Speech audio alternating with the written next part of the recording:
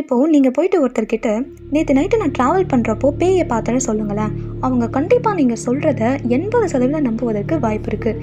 இதுவே நேற்று நைட்டு நான் ட்ராவல் பண்ணுறப்போ கடவுளை பார்த்தேன்னு சொல்லுங்களேன், கண்டிப்பாக அவங்கன்னு இல்லை யாருமே இதை நம்ப மாட்டாங்க.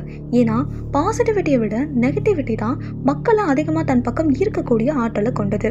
இன்றைக்கி நம்ம சேனலில் அப்படிப்பட்ட ஒரு மர்மமான திகிலூட்டக்கூடிய ஒரு கதையை தான் பார்க்க போகிறோம். வாங்க பார்க்கலாம்.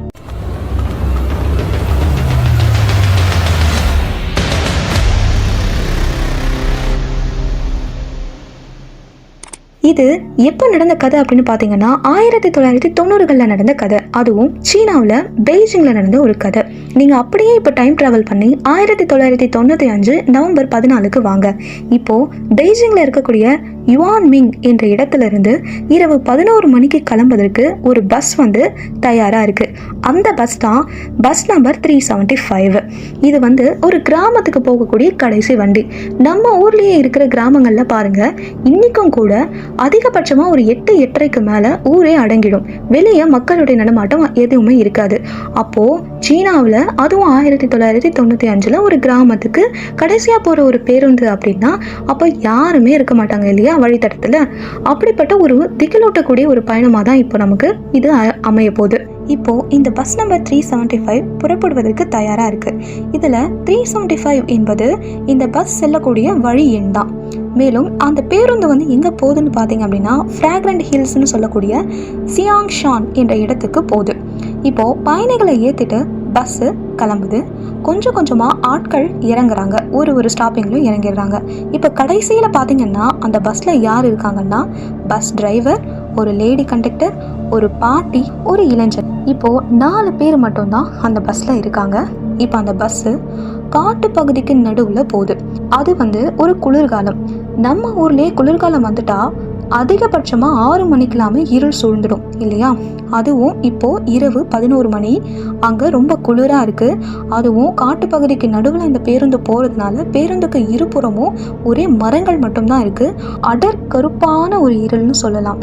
இப்போது காற்று பயங்கரமாக அடிக்குது. இப்போ அந்த பஸ்ஸு சவுண்டு மட்டும்தான் நமக்கு கேட்குது. இப்போ அந்த பஸ்ஸு மட்டும் போயிட்டே இருக்குது. அதோட இறுதி ஸ்டாப்பிங்கை நெருங்க போகுது. அப்போது நெருங்கிறதுக்கு ஒரு 200 கிலோமீட்டருக்கு முன்னாடி ஒரு 3 பேர் என்ன பண்ணுறாங்கன்னா கை காட்டி பஸ்ஸை நிறுத்த சொல்கிறாங்க. இப்போது அந்த இடத்துல பஸ்ஸை நிறுத்தாததும் டிரைவரோட விருப்பம்தான். ஏன்னா நான் ஆரம்பத்தில் சொன்ன மாதிரி கிராமத்துக்கு போகிற கடைசி பேருந்தும் இதுதான். இந்த பேருந்தை விட்டாச்சுன்னு சொன்னால் அவங்க இதுக்கப்புறம் எப்படி போக முடியும் அப்படின்னு சொல்லிட்டு கருணை உள்ளம் கொண்ட அந்த டிரைவர் என்ன பண்ணுறாரு, பஸ்ஸை நிறுத்துறாரு. அந்த 3 பேரில் பார்த்தீங்கன்னா 2 பேர் 16ஆம் நூற்றாண்டை சேர்ந்த நபர்கள், அதாவது 16th செஞ்சுரியை சேர்ந்த மாதிரி 2 பேர் உடை அணிஞ்சிருக்கிறாங்க. அதுவும் சீனாவோட பாரம்பரியமான உடையை அணிஞ்சிருக்கிறாங்க. அதை பார்த்த உடனே அந்த பாட்டிக்கும் அங்கே இருக்கக்கூடிய அந்த இளைஞனுக்கும் ஒரு வித பயம் ஏற்படுது. ஆனால் அந்த டிரைவர் என்ன நினச்சிக்கிறாருன்னா இவங்க ஏதோ நாடகத்தில் நடிக்கிறவங்க போல நடிச்சுட்டு அப்படியே வந்திருப்பாங்க, உடையை கூட மாற்றாமல் அப்படியே வந்திருக்காங்க போல அப்படின்னு சொல்லிட்டு அவர் சாதாரணமாக இருக்காரு. அப்படியே போய் என்ன பண்ணுறாங்கன்னா அந்த பஸ்ஸோட கடைசி இருக்கையில் அவங்க 3 பேரும் உட்காந்துக்கிறாங்க. திடீர்னு பஸ்ஸு போயிட்டே இருக்குது. அப்போது நடுவில் ஒரு அலறல் சத்தம். என்னன்னா அந்த பாட்டி அங்கே இருக்கக்கூடிய அந்த இளைஞனை பலார்னு அடிக்கிறாங்க. அடிச்சுட்டு எதுக்கு என் பர்ஸை எடுக்க அப்படின்னு சொல்லிட்டு கேட்குறாங்க. அந்த இளைஞனுக்கு ஒன்றுமே புரியல. நான் முன்னாடி சீட்டில் இருக்கேன், நான் எப்படி உங்கள் பர்ஸை எடுக்க முடியும் அப்படின்னு சொல்லிட்டு அவனும் பதிலுக்கு வாக்குவாதம் நடத்துகிறான். உடனே அந்த பாட்டி சொல்கிறாங்க, எனக்கு எதுவும் தெரியாது, நீங்கள் பக்கத்தில் இருக்கிற போலீஸ் ஸ்டேஷனில் வண்டி நிறுத்துங்க, நான் அங்கே கூட்டிகிட்டு போய் இந்த பையனை கவனிச்சுக்கிறேன் அப்படின்னு சொல்லிட்டு அந்த பாட்டி சொல்கிறாங்க. உடனே டிரைவரும் இவங்க கேட்டபடியே அங்கே இருக்கிற ஒரு போலீஸ் ஸ்டேஷனான வண்டியை நிறுத்துகிறாங்க. உடனே அந்த பாட்டியும் அந்த பையனும் அந்த வண்டியை விட்டு இறங்கிடுறாங்க. இறங்கினோடனே அந்த பையன் மறுபடியும் சொல்கிறான், இங்கே பாருங்கள் பாட்டி, நான் உங்கள் பர்ஸை எடுக்கலை, என்னை ஏன் இந்த மாதிரி இருட்டில் தனியாக இறக்கி விட்டுட்டீங்களே, நான் இப்போ எப்படி வீட்டுக்கு போகிறது அப்படின்னு சொல்லிட்டு கேட்குறான். உடனே அந்த பாட்டி சொல்கிறாங்க, நீ பயப்படாத, நீ என் பர்ஸை எடுக்கலைன்னு எனக்கு தெரியும், உன்னை காப்பாற்றுறதுக்காக தான் நான் இப்படி போய் சொன்னேன், இப்படி பண்ணேன் அப்படின்னு சொல்லிட்டு சொல்கிறாங்க. உடனே அந்த பையன் என்ன சொல்கிறீங்க, எனக்கு ஒன்றும் புரியலைன்னு சொல்லிட்டு கேட்குறான்.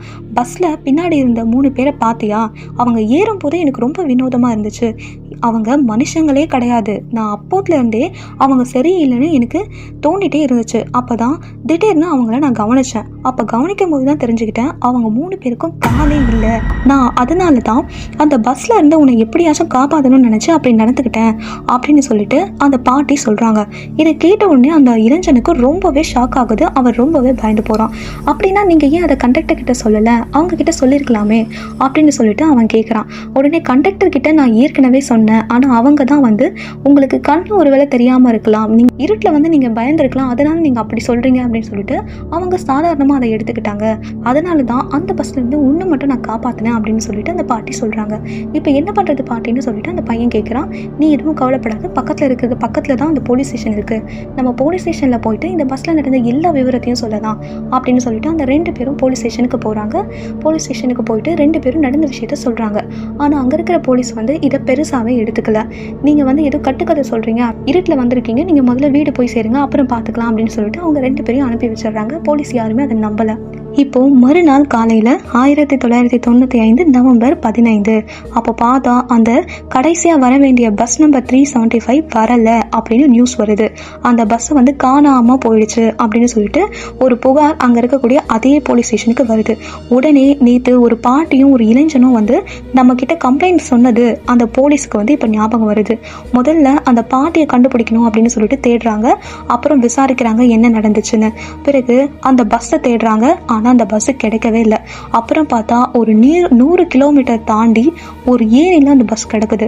அதுவும் அந்த பஸ்ஸு போக வேண்டிய டைரக்ஷனுக்கு ஆப்போசிட் டைரக்ஷனில் ஒரு 100 கிலோமீட்டர் தள்ளி ஒரு ஏரியில் அந்த பஸ்ஸை கண்டுபிடிக்கிறாங்க. அதை எடுத்து பார்த்த உடனே வந்து ஒரே அதிர்ச்சியாக இருக்குது. ஏன்னா அதுக்குள்ள 2 பாதிக்கு மேலே அழுகி போன உடல்கள் காணப்படுது. ஒரு உடல் டிரைவர்து, இன்னொன்று வந்து கண்டக்டர்து. இதில் டிரைவரோடைய உடலும் கண்டக்டரோட உடலும் மட்டும் ரொம்பவே ஃப்ரெஷ்ஷான ஒரு உடலாக இருக்குது. மற்ற 2 உடல்கள் வந்து ரொம்பவே அழுகி போய் இறந்து பல மாதங்களான உடலாக காணப்படுது. சரி, வேறு ஏதாச்சும் தடயம் கிடைக்குமா அப்படின்னு சொல்லிட்டு அங்கே சுற்றி தேடி பார்க்குறாங்க. ஆனால் எதுவுமே கிடைக்கல. சரி, இப்படி இவ்வளோ தூரம் வரத்துக்கு பெட்ரோல் இருந்திருக்கும் அப்படின்னு சொல்லி பெட்ரோல் டேங்கை ஓப்பன் பண்ணி பார்த்தா அதில் ஃபுல்லாகவே ரத்தம் தான் இருக்குது. சரி, இங்கே எப்படி வந்திருக்கும் அப்படின்னு சொல்லிட்டு வேறு ஏதாச்சும் சிசிடிவி கேமரா மாதிரி ஏதாச்சும் இருக்கா அப்படின்னு சொல்லிட்டு சுற்றி தேடுறாங்க. அதில் அந்த பஸ்ஸு அந்த வழியாக வந்ததுக்கான எந்த ஒரு தடயமே இல்லை. ஆனால் இன்னைக்கு வரைக்கும் இந்த மர்மத்துக்கான விடை வந்து தெரியல அப்படின்னு சொல்லிட்டு சொல்கிறாங்க. இன்னும் சிலர் என்ன சொல்கிறாங்க அப்படின்னா, ஒவ்வொரு ஆண்டும் இதே நாளில் இதே மாதிரி ஒரு பஸ் வந்து ஏரியில் விழுற சத்தம் வந்து ரொம்பவே பயங்கரமாக கேட்குது அப்படின்னு சொல்லிட்டு அங்கே சுற்றி இருக்கிற மக்கள் எல்லாருமே சொல்கிறாங்க. ஆனால் இது எதுவுமே வந்து நம்பக்கூடிய வகையில் இல்லை. ஒரு சிலர் என்ன சொல்கிறாங்க அப்படின்னா, இது வந்து கட்டுக்கதைன்னு சொல்கிறாங்க. இன்னும் ஒரு சிலர் வந்து இது உண்மையாகவே நடந்த கதைன்னு சொல்கிறாங்க. எது எப்படியோ, ஆனால் இப்படிப்பட்ட ஒரு கதை வந்து ரொம்பவே திகிலூட்டக்கூடிய வகையில் தான் அமைந்திருக்கு.